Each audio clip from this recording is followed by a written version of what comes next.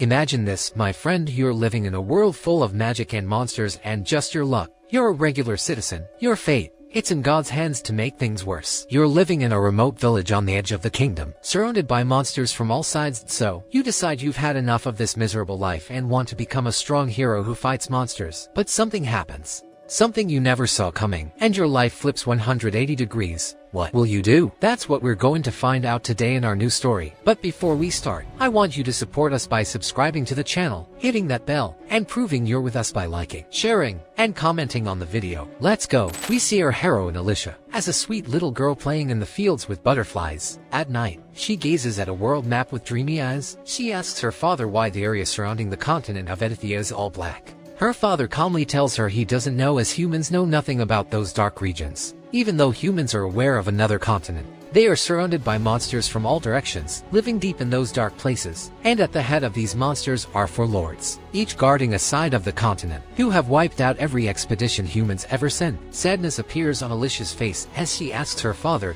"So, are we going to be stuck in Edithia forever?" He replies, "That might be true unless the legend comes to pass." Surprised, she asks what legend he's talking about. He explains there's an ancient prophecy that speaks of a hero who will rise, take a weapon from the king of the kingdom of Hayden, and defeat the four lords. Only then will humanity be free, and finally know the true size of the world. She asks, are those lords really that strong? He tells her they're so powerful they could literally split the earth in two. She replies, then we have no chance against them at all. He reassures her that's exactly why they need the special weapon, one that multiplies its wielder's power many times over. She declares to her father that she'll become a hero, destroy the monsters, and explore the world. Then Alicia snaps out of her memories as the wagon she's in jolts. She's surrounded by heavily armed soldiers, clearly powerful ones. She clutches her pendant and says it's finally time to fulfill her dream. At that moment, we learn that everyone in the wagon is a hero, each with a devastating weapon, all heading toward a dangerous mission. One of them suggests they spend the remaining time getting to know each other, starting with where they're all from. It's obvious they're all intrigued by Alicia, since she's the only female hero among them. But she ignores them and doesn't reply. That's when their leader and the strongest of them all, Stefan, tells them to get ready. As they're about to arrive, the wagon stops, and the driver apologizes, saying he can't go any farther on such rugged terrain. Stefan calmly says it's fine, but before he can finish his sentence, monsters ambush them and kill the driver and guards. The heroes quickly jump out, weapons drawn, and Stefan orders them to clear the monsters and open the path. They move with precision, taking down the attacking beasts quickly and efficiently. But the deeper they go, the stronger and more numerous the monsters become. The heroes unleash the full potential of their powerful weapons. After a long battle, they finally reach the lair of the Beast Lord. Stefan says they'll be the first heroes to fulfill the prophecy, but he doesn't get to finish his sentence before a bone-chilling howl shakes the entire area. Alicia warns them to get ready. At that moment, a flash of blinding lightning strikes, and before them appears a massive beast. It's the Moonlight Beast, Lord of the South, Clavatus. Despite the anxiety and fear in the heroes' eyes at the appearance of Clavatus, Stefan assures them that they are the heroes chosen by the king to fulfill the prophecy. Armed with magical weapons, they charge at Clavatus with full strength, Stefan leading the way. But they're shocked when Stefan is swatted away, crashing into a boulder and landing broken, bleeding, and unconscious. One of the heroes charges in rage, but he meets the same fate, taken down with a single swipe of Clavatus's tail. The remaining heroes decide to retreat and regroup, but Clavatus gives them no chance, attacking with his tail as it moves within the shadows. Alicia shouts for everyone to jump away from the shadows. They obey, but Clavatus continues his fierce assault, thinking to himself how long it's been since he last faced humans. Despite the heroes falling like insects before his tail and him not even moving from his place, he's surprised. Humans used to be much weaker than this. What happened in the last 1,000 years? And why are they here in his territory? His thoughts are cut off when Alicia lands a blow and chips part of his horn. He responds with a mighty strike that sends her flying and demolishes everything around. He declares that he must find these answers himself. Meanwhile, back in the capital of the kingdom of Hayden, everything is peaceful. People are going about their lives as usual until Clavatus descends from the sky into the center of the city. Panic erupts as people flee in every direction. Clavatus watches them, thinking aloud. He heard from the heroes that the king sent them, so the king must have the answers he seeks, and he will destroy anyone who stands in his way. Soldiers appear and fire arrows at him, but Clavatus deflects them effortlessly, leaping across buildings and destroying everything in his path. All he's focused on is reaching the king. The soldiers prepare to stop him with catapults, but their strikes have no effect. He blocks them with his tail, then destroys all the catapults in one blow. When the king receives the news, he realizes the heroes have failed, and Clavidas has come for vengeance. He admits that the kingdom of Hayden's weapons weren't enough to defeat the Beast Lord. The soldier suggests the king should escape immediately, but the king replies there's no point in running. What matters now is protecting the forge of the magical weapons. Elsewhere in the palace, soldiers are loading catapults to attack Clavidas, who realizes that humans have discovered a new source of power, which is the crimson weapons. They may be weak now, but if left unchecked, they could become a future threat. He must uncover their secrets. Meanwhile, the king opens a secret chamber housing the weapon forge. Suddenly, the castle shakes. He shuts the door quickly and turns around as the ceiling collapses. And standing before him is Clavidas. "Found you?" Clavidas says, staring at the king's flashy robes. "You must be the king." The king coldly replies that a beast like him doesn't deserve to speak the human tongue. Clavidas warns him if he doesn't like the answer he gets, he might wipe out all of humanity. He's ready to erase mankind from the continent if they continue to be a nuisance. That's why he wants to understand the true nature of humans before deciding. He asks, "Why did you attack me?" The king answers, "A beast like you wouldn't understand even if I explained." Without hesitation, Clavidas beheads the king and levels the entire kingdom. He walks away calmly, planning to build an army before wiping out humanity. But he stops when he hears a child crying under the rubble, a baby in his mother's arms. She begs him to save her son. Is she serious right now? Doesn't she know who I am? He thinks to himself. She tells him that children don't choose where or when they're born. Whatever mistakes adults made, it's no reason to punish an innocent child. He replies that to him, all humans are the same, young or old. Sure, the kid's small now, but one day he'll grow up, take up arms, and attack us like the rest. If you want me to spare him, prove he deserves to live. She whispers with her dying breath, "That's impossible, cause I am going to die now. But my son, he'll prove it to you himself." She dies, and Clavidas picks up the baby with his tail. Still unconvinced by her words, "Human lives are fleeting to me," he says. Still, no harm in watching this one for a bit. Quickly, we learn that the continent of Edithia is home to 5 human and humanoid races. The Dawn, skilled in engineering and military strategy, with 2 major nations, and the Erg, forest dwellers, skilled in hunting and medicine. The Salado, aquatic people who prefer isolation. The Bint, strong and brutish, known for their savagery. And the mysterious Hayden, the oldest and most enigmatic of all, known for forging magical weapons from mana crystals. They are the only race capable of crafting magical weapons. The technique is passed down in the royal family. Back in the Beastlands, the baby lies surrounded by monsters ready to devour him. But Clavidas appears and scares them off. He picks up the crying, hungry child and shares some of his mana to calm him. "This kid won't last much longer like this," he mutters, realizing he needs to find a way to feed him. Annoyed, he curses the child's mother for dying and dumps the baby among waste-eating beetles to clean him up. But the baby keeps crying. Clavidas sighs and says, "I thought humans grow up in a few days. And this one's not even a full day old. Why did I even take him?" He wonders. But since he can't go back on his decision without losing face, he decides to raise the child. If this kid will determine the fate of humanity, then he needs a mother. He says and looks at Alicia lying unconscious nearby. At that moment, Alicia started remembering the scene of her father's death during the monster attack. Then came the memory of her crushing defeat against Clavidas. She opened her eyes. Still disoriented, she was sure she had died. Behind her, she suddenly heard Clavadis's voice. "Finally, you're awake." She instinctively reached for her sword only to realize it was gone. Clavidas casually told her, "I threw away the bodies of the other heroes. You were the only one who might be useful, so I brought you back." Seeing the confusion on her face,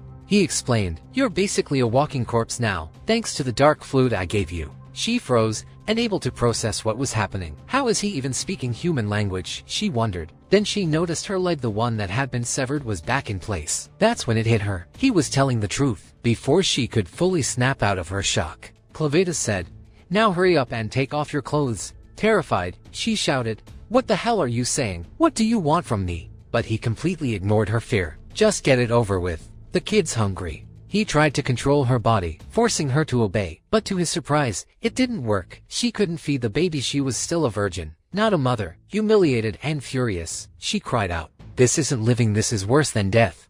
Clavidas pinned her down with his claws and coldly said, "You're not dying anytime soon. Not as long as my dark fluid is flowing in your veins." The baby started crying again. "See, he won't stop. We need to find a way to feed him," Clavidas said. Alicia asked, "Why do you even have a child from Hayden with you?" He replied, "All you need to know is I want this boy to grow up fast. And since you can't feed him, You better be useful in some other way. Teach me how to raise a child. She scoffed. Oh, of course. I've raised 12 kids before. Right, I don't know anything either. He forced her to talk. She told him, we need a wet nurse. And since we don't have any money, we can use the magical crystals scattered around us instead. Alicia thought to herself, if I had my sword, I'd attack him right now. But then reality hit. She had no chance. Suddenly, Clevatus said, let's go then. We need to find a wet nurse before the kid dies. She quickly stopped him. Are you crazy? If people see even a baby monster, they lose their minds. So what do you think will happen when they see you, the Lord of Monsters himself? The whole kingdom would go up in flames. Just give me the baby. I'll find someone myself. At that moment, all Alicia could think about was keeping Clevatus away from human lands and from the child. The kid would definitely be better off without him. But he cut her off. That's not happening. I'm not letting this boy die far from me, but I can't keep carrying him like this. Within seconds, he transformed into a human, leaving Alicia in complete shock. What the hell did you just do? He answered, I can control shadows. I morphed into something close to the child's mother and hid the rest of my body. She looked behind him at the wiggling tail. Yeah, you really nailed the disguise. He hid his tail and realized, we need names for both of us if we're going to pass among humans. He chose the name Glenn for himself, and named the child Luna, then asked for her name. When she told him, he said, alright then, let's save Luna before he kicks the bucket. On the way, Alicia washed Luna's clothes and gave him a bath. While dressing him, he peed right in her face to make it worse. Clevatus stood over her, smirking. The beetles cleaned him better than you did. Then he looked her up and down. Change that blood-soaked armor. You look like hell. Not exactly fit to raise a kid. Go wash up in the river. Right now, you're filthier than the monsters. He handed her the cloth Luna had been wrapped in. As she washed it, she noticed something stitched into it. The royal insignia. That's when she realized Luna was from the royal family. On the other side, a man runs through the ruins of Hayden. Shocked that a single monster destroyed everything, he mutters that the princess had been right all along. He can't understand why the king risked everything on a legend no one was sure of. He recalls how the princess was supposed to leave the city that very day with her son to name him. Outside the city, a group from a neighboring kingdom watches from afar. Their leader says, so the legend was a lie, with Hayden destroyed. We need to move fast before another kingdom or the monsters claim it. He instructs his aide to find any surviving member of the royal family and capture them alive because they need to learn how to forge the magic weapons. Meanwhile, Alicia confronts Clevatus. Did you know Luna is from the royal family when you took him? He tells her he had no idea the baby's mother just begged him to save him, and that's what he did. He recalls finding them under the castle's rubble and admits he destroyed the palace after killing the king. Alicia is stunned. Clevatus calmly says the humans attacked first. She explains that with the king dead and the capital in ruins, everyone will hunt Luna as the last heir to uncover the kingdom's forging secrets. Clevatus realizes something. Maybe it's fate that led him to raise Luna. He decides that Luna will become a king. He'll help him rise to the throne without anyone knowing his involvement. Though he doesn't care for conquest, if he's going to observe humans, it's better to do it from a position of power. He says he'll enjoy placing humans in power, knowing he could crush them anytime he wants. Alicia internally panics. She just made a huge mistake. Her careless words gave Clevatus a dangerous idea. She follows him nervously, hoping no one would ever accept Clevatus as an advisor, not with that horn of his. But if Luna were killed or captured, Clevatus might wipe out humanity. She vows to stop that at any cost. This will be her final mission as a hero. Suddenly, a group of bandits appears. Alicia warns Clevatus. One of them strikes Clevatus on the head and Alicia braces for him to obliterate them. But she's shocked when blood drips from his head and he collapses, unconscious as Luna begins to cry. Before she can react, she too is struck down and loses consciousness. Alicia regains consciousness to find herself tied up, and across from her, Clevatus is tied up as well. She inches closer and asks, what happened? How did a hit like that knock you out? He admits he didn't expect the human body to be that fragile. She snaps. Then why didn't you escape? He explains that he's in human form now and wants to hide his identity until Luna becomes king. Besides, he's curious to observe human behavior up close. He asks her to explain what's likely to happen next, based on her experience. She tells him that the bandits will probably take them to a slave trader, since they're both still alive. Although the bandits aren't especially strong, they'll use any dirty tactic to get what they want. In short, they're trash. And she begs him not to judge all humans by their actions. Later, they arrive at the bandits' camp and are taken off the wagon. One of the prisoners tries to escape, but the bandits kill him without hesitation. One of the bandits introduces their gang as the Crows and warns the others, Anyone who tries to run will be killed. They drag Alicia into a building in the center of camp. Meanwhile, a rough woman named Carmi spots Clavatus holding Luna. "Hey you, come here boy," she shouts, and when she sees Luna, she yells for someone named Nell, a timid woman carrying some clothes. Nell stumbles and drops everything, drawing Carmi's scorn. "You idiot. Just feed the baby. That's all you're good for anyway." Nell's face lights up with joy. She gently takes Luna and starts to nurse him. Elsewhere, a magical sword lies buried at the bottom of a lake nearby, guarded by monsters. Back in the bandit camp, Alicia is shoved in front of the gang leader Vroko. He angrily reminds the others to call him boss as the previous leader is dead, and he's in charge now. They clearly don't respect him. But when he threatens to unleash a beast called Betty, they fall silent. Vroko examines the magical crystals they took from Alicia and says they're from monster territory. He puts the pieces together saying the king of Hayden sent 13 heroes to fight Clavatus and failed, judging by her condition and how calm she remained even when she saw Betty. She must be one of them. He gleefully informs her that Clavatus destroyed the capital and killed the king, and this is a golden opportunity. He pulls out a sword, partially red, and says they can now sell counterfeit magic weapons for outrageous prices. There are only two ways to obtain real magic weapons: either receive one from the king or loot it off a hero's corpse. He demands to know where her sword is. He's certain she dropped it when escaping Clavatus, just like the other 12. When she refuses to speak, he tells his men to take her away. Tomorrow, she'll guide them to the location of the other weapons. One of the bandits suggests using her for something else in the meantime, but Vroko snaps. "She's our ticket to 13 magic weapons. I'm not risking her life for something any slave could do." He allows them to do as they please, as long as she leads them to the weapons first. They walk away laughing, with vile intentions. Meanwhile, in the tavern area of the bandit camp, Clavatus, still in human form, is quietly observing everything while Nell breastfeeds Luna. Suddenly, one of the bandits yells at Nell, hitting her, and then calls for Clavatus to come serve them food.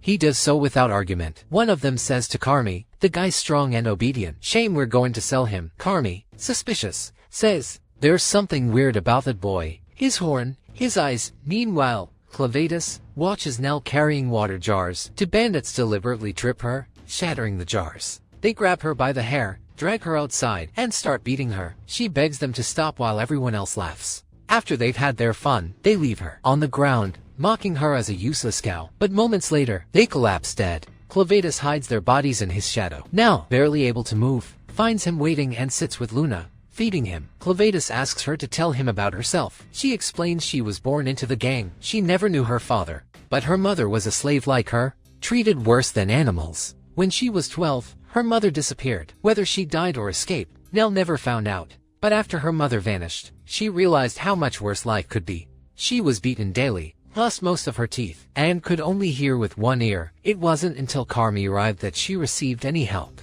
Clavatus asks, "Where's your child?" A wet nurse needs to have had a baby. Nell sadly says her child was stillborn. She felt the world go dark that day and wished for death. But then another baby needed her milk, and she discovered she could still be useful, that she had a purpose. Since then, she has cared for every baby that ends up here. Though they all disappear eventually, Clavatus offers her a way out to come with him and be Luna's wet nurse. He tells her Luna trusts her, and he does too, more than any other human. But she declines, saying he's a slave too, and she can't abandon the other children who may need her. Elsewhere, Alicia is being marched across a bridge over the lake. She sees slaves and other bandits gathered near the water. One bandit says, "You've heard the legend of Codwar the hero." When a slave jumps into the lake, Alicia screams for him to get out, but it's too late. Monsters devour him in front of his screaming wife. While the bandits laugh, Alicia realizes the bandits are searching for Codwar's sword, lost when he died fighting the lake monsters. She curses them for treating people like animals, noticing none of the slaves had ropes to pull them back.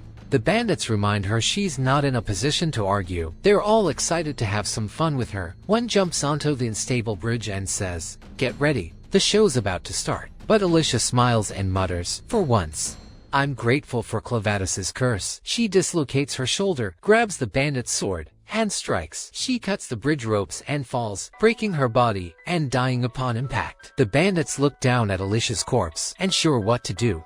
Eventually, they decide to check on her, fearing Vroko will kill them if she's dead. Suddenly, Alicia wakes up again. She's still alive, but she can't feel her body. Blood surrounds her. "I won't be able to do anything like this," she mutters, trying to move. Then her blood starts forming into a version of Clevatus. "You bled too much, you idiot," he says. "Like I told you, the dark fluid is the only reason you're still alive. And I won't let you die while you're still useful," she asks. "Then why didn't you help me? Are you giving up on me?" He says he needed to ask her something. He found a suitable wet nurse for Luna called Nell. Even for a monster like him, she's treated horribly. He thought she'd jump at the chance to escape. "So, why did she refuse my offer?" Alicia replies, "Probably because you're a slave too. And because if she tries to run, the bandits will hunt and kill her." He nods. "So what do we do?" She suggests, "Kill the bandits. That way she has no reason to stay." Clevatus refuses. "I don't want anyone knowing I left my domain. Besides, I'm busy raising Luna." "So you're going to kill the bandits yourself?" He tells Alicia. "And who would blame you for ridding the world of this trash?" She tries to protest, but he doesn't wait. The dark fluid floods back into her body, snapping her bones into place. Her screams echo through the camp. After a moment's hesitation, they attack. She dodges the first strike, grabs the attacker's sword and eye patch, and goes on the offensive. Elsewhere, Clevatus is walking with Luna. Carmi yells at Nell for disappearing. Nell says she was nursing the baby. She tells her, "Are you that dumb? I honestly thought they beat you until you pass it out." Then she looks at her face and says, "How many times have I told you to just listen and give yourself a break?" And she asks her to go clean the kitchen. When she notices that she's in a good mood, she asks her why she's so happy after coming back all beaten up. Then Nell looks at her and asks about the outside world. Since she's spent her whole life with the gang, Carmi goes quiet for a moment and then tells her, "Most of the women here lost their place in the outside world one way or another. There's nothing good waiting for us out there." Then she says, "Don't tell me you're thinking about escaping." She replies that it's impossible, but she just wanted to know what the world might look like if she ever got out one day. And then she smiles and tells her that one of the slaves asked her to run away with him. Carmi slaps her and warns her not to dream of a better life. The women here exist to obey men, and when they're no longer useful, they die. But Vroko overhears them. Carmi freezes as he steps in, pretending to smile. He says he heard they found something special and wants to see it himself. Carmi quickly asks Nell where the baby is. Nell says he's in the stables. Vroko tells Nell to follow him because he needs her help. Carmi tries to object, but backs off when he glares at her. Nell follows Vroko into a secret underground area she never knew existed. He tells her it was once a monocrystal mine, now a series of tunnels. He explains that the lights are made from a mix of special oils and monocrystals. He spent his life researching magic before joining the gang. Nell notices a skull on the floor and stops, frightened. Vroko says, "Probably just a rat skeleton. There are lots down here." The lamp goes out. Vroko says he'll fix it, but as it flickers back on, Nell sees Betty, the monster, crawling at her. Vroko reveals his research at combining magic crystals with potions to control monsters. He adds, "The crows punish traitors. Your desire to see the outside world, that's treason." He throws her to Betty, who prepares to eat her. Nell runs, terrified, blaming herself for not accepting Clevatus' offer. Just before Betty devours her, Luna cries out nearby. Clevatus appears, carrying him. Vroko, confused, asks, "What the? Who are you?" Clevatus ignores him, eyes locked on Betty. How is a troll obeying a human? Vroko commands Betty to eat them, but she freezes in fear. Suddenly, Betty throws up Nell. Clevatus puts Luna beside her and teleports them away. Vroko tries to calm Betty, but realizes Nell and the baby are gone. He accuses Clevatus of being a magician. Clevatus, confused, asks, "What's magic?" Vroko fumes. "You mocking me?" He pulls out a bottle of crystal potion parasite mix and releases it into the air, regaining control of Betty, who strikes Clevatus, who can't resist in human form.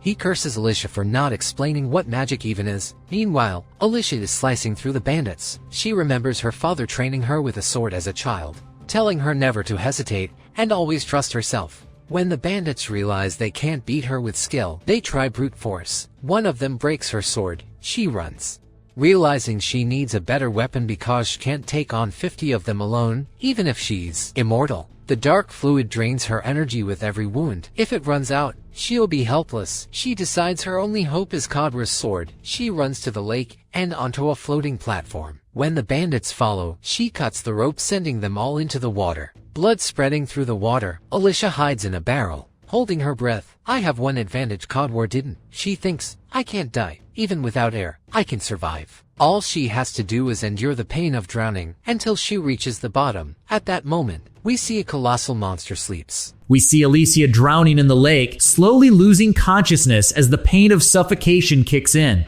Through the blurry haze, she spots a red light underwater. She figures she's reached the bottom and that it's the sword, so she starts swimming toward it. But her body feels heavy, like the blood in her veins turned to mercury. Just as she reaches the sword, she realizes this isn't the bottom. What she's staring at is the eye of a massive monster. A few seconds pass before Alicia snaps out of the shock, realizes the danger, and tries to grab the sword. But the monster opens its jaws and starts sucking her in with full force. She fights back, but it's no use, the monster's teeth clamp down on her. Yet even then, she refuses to let go of the sword. She remembers her father's words that even if she's weaker than men, she's better at swordsmanship and she'll become a great hero. She summons every ounce of strength left in her body, and with one powerful strike, she shatters the monster's teeth and escapes its mouth. Bleeding from a wound in her stomach, she stands her ground as the monster prepares to attack again. But then, she calls upon the power of the legendary sword, which lets her move freely and swiftly in water like a fish, and she darts away as the monster gives chase. She thinks to herself, even though the sword gives her a massive edge in water, the reason Hero Code War lost was because of this monster. There's no way this thing is normal. She realizes it must be one of the ancient monsters creatures from thousands of years ago, awakened by the mining operations. As she gets closer to the surface, more monsters sense her presence. She decides there's no option but to fight, but she needs oxygen first. So she kicks into turbo mode, dodges their attacks, and manages to break the surface. First thing she does is take a deep breath and spit out all the water she swallowed. The bandits are shocked to see her back, and when they spot the sword in her hands, they decide to attack.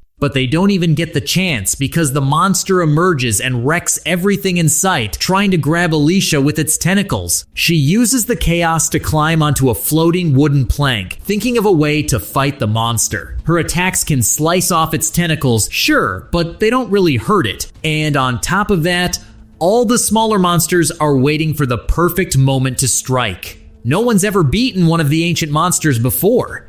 Eventually, she decides there's no chance of winning. Since she's already got the sword, it's best to retreat. But then, the bandits who just got wiped by the monster stop her, apologize, and beg her to save them. They promise they'll repent. She tells them stuff like that only happens in stories, and that she's no hero anymore. She's a slave to a monster way scarier than that fish. She leaves them to be chewed up by the monster, calmly watching it all go down. She tells herself sure, she wanted to take out the monsters, but she followed Clevitess's orders, killed the bandits, and got the sword. Plus, the ancient monster and the others can't leave the lake, so there's no real threat. At that moment, she hears Clevitess's voice in her head. It freaks her out, but he reassures her he's just using the dark liquid to talk. He tells her he didn't see what happened, but the liquid told him she struggled, yet completed the mission successfully. She replies, "Struggled? Dude, I nearly died like twice and ran into an ancient monster. If you weren't enslaving me, you couldn't have treated me worse." Then she asks for his help. He calmly responds that he is enslaving her, but that's not the issue right now. He's in a bit of a tricky situation. Then he asks angrily why she hid information about magic from him. Before she can answer, he orders her to come to him immediately. He's going to punish her. Cut to Clevitess, sitting on Betty's corpse with a smug look on his face. Meanwhile, Vroko is running like crazy with his lamp, terrified after seeing Clevitess one-shot Betty. He mutters, "Never seen magic like that before. Guess I'm falling behind the times." While running, he stumbles into something. Turns around, sees Nell lying on the ground next to Luna. He grins wickedly. Dude just walked into his own death. Back to Clevitess sitting in the smoke. Moments later, Alicia arrives, struggling to breathe. He asks, "What took you so long?" She replies, "I came as fast as I could. You know I literally can't disobey your orders." When he asks about the sword, she hides it and says, "Nope, not happening. This sword's mine. I nearly died getting it. You're not touching it." He replies, "All right, chill. You're acting like you've got the keys to heaven or something." She asks about the weird smoke. He explains it doesn't affect animals or humans, but it messes up magical creatures' senses. That's why he can't smell anything or hear properly. He could shift and get rid of the smoke, but the place is too tight, and he can't locate Luna or Nell through the haze. But he knows they're nearby and tells Alicia to do something about the smoke. She says she knows a bit about magic but can't use it. She explains that magic depends on magical crystals and only a few people can wield it. He replies, "So, you're useless just as I thought. Looks like we'll have to find them ourselves." She fires back that there were heroes who could use magic and he killed them without hesitation. He doesn't wait, just tells her to hurry. They need to reach Luna before he dies. She hesitantly asks what he'll do if Luna dies. He glares at her, eyes cold as death, and calmly says, "Then I'll stop caring about humanity." At that moment, Alicia realizes Clevites decided long ago to destroy mankind, and the only thing holding him back is Luna. They have to find him fast. She spots blood on the ground and asks, "Was Nell injured?" He says yes. She tells him, then she either crawled away or something dragged her. Either way, she can't be far, and they follow the trail. Elsewhere, Vroko is carrying Luna unconscious, and Nell is weakly clinging to his clothes, refusing to let go. He kicks her off saying, "Die already, you piece of shit. Do you know how much these clothes cost?" When he can't shake her off, he looks at Luna, realizing he's from the royal family and has magical powers, especially after he accidentally shattered the lamp while crying. He vows not to let the kid go, even if he has to tear Nell apart, and pulls out a fake magic sword. Just as he's about to strike, Alicia appears, barely breathing, and asks, "What do you think you're doing?" Startled, he asks, "What the hell are you doing here? Where are my allies?" Before she can answer, Clevatus' voice booms from behind. "Your allies? They're monster chow now." Not a bad ending, really. At least it had meaning despite them being trash. He looks at Nell, lying motionless, and says, "Looks like she fought till the end." Vroko places Luna's hand on the sword and threatens to cut off his fingers if they take one more step. Clevites replies calmly, "Do what you want, doesn't matter." But Alicia stops him, realizing Vroko might actually go through with his threat. She asks to handle it. She looks at Vroko and says, "How about a deal?" Then shows him the legendary sword. The moment Vroko sees the Hayden emblem on it, he freezes. Alicia tosses the sword. It sticks into the wall behind him. She tells him, "You can grab the sword and run or even attack me, but only if you leave Luna." She warns him, "If you try any sneaky moves, I'll tear you apart." Then asks, "So what's it gonna be?" He pauses, then laughs triumphantly. Didn't think a hero would give up her magic weapon that easily. That confirms it, Luna really is from the Hayden royal family. One sword won't be enough. If she doesn't want her or the kid to die, she'd better tell him where the rest of the swords are. Alicia hesitates for a moment, but when Clevites orders her to tell, saying they're just weapons, in the end, she obeys. But then they realize Vroko had already prepped a magic invisibility potion, and Luna's magic makes it even stronger. As he vanishes, he yanks off the clothes Nell's still clinging to. He looks at the sword longingly, sad to leave it behind. But lucky him, Clevites and Alicia can't see him. And with Luna, he'll easily find the 13 weapons. While he's silently celebrating, thinking he got away clean, Alicia suddenly appears in front of him, sword in hand, and cuts him in half. He gasps, "How'd you find me?" She answers, "I heard your footsteps," and Luna crying. At that moment, Clevites wipes the invisibility dust off Luna.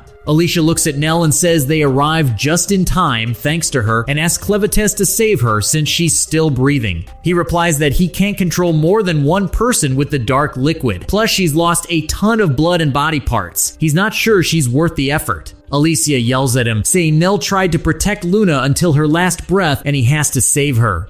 She says, "If I were Luna's mom, I'd feel safe leaving my son with someone like Nell." Clevites warns her she'll die if he heals Nell. He'll need to drain her dark liquid. She smiles confidently and says she doesn't mind. She's a hero. It's her duty to protect the weak, just like her father taught her. So he says, "Okay," and kills her without a shred of hesitation. Honestly, Alicia deserved better. Clevites treats her worse than Nell. A few minutes later, Nell wakes up shocked to be alive. And not just alive, her face is back to normal, and she's talking clearly again, unlike before when her broken teeth made it hard to speak. Clevites apologizes. He had to make a few modifications before healing her. When she asks if he saved her, he points to Alicia and says, "Thank the hero. She's the reason you're alive. She'll wake up soon. It'll just take time." At that moment, Alicia sits up like a zombie, and the first thing she does is grab the legendary sword and hug it tight. Nell laughs, and Clevites hands her Luna. He says, "Welcome to the team, Naloro." She asks, "Naloro?" He replies, You were reborn, so I gave you a new name. Then asks if she's ready to join them now. She agrees without hesitation. So what's gonna happen next? What awaits the group? What's going on with the Hayden lands, now a target for the neighboring kingdoms? What's Luna's fate, and will his powers make him a target for all of humanity? And where will they go now that their mission here is complete? All this and more coming soon in the next episodes of Clevites. And before you go, don't forget to like, share, and subscribe, bro, so you don't miss any updates. Peace out.